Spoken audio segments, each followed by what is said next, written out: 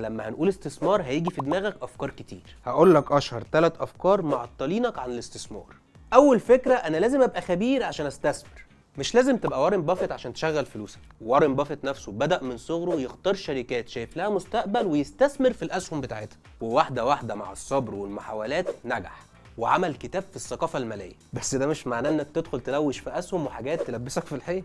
لا، لازم تقرا وتثقف نفسك عشان تختار استثمار مناسب لاهدافك، وكده كده مفيش حاجه هتعلمك اكتر من التجربه. تاني فكره بتجيلك ان الاستثمار فيه مخاطره مبنيه على الحظ. انا جاي لك من بكره وبقول لك ان في استثمار مبني على دراسه، عشان عامل المخاطره فيها شبه منعدم زي العقارات والذهب. تالت فكره، لازم يبقى معايا فلوس كتير عشان اعرف استثمر.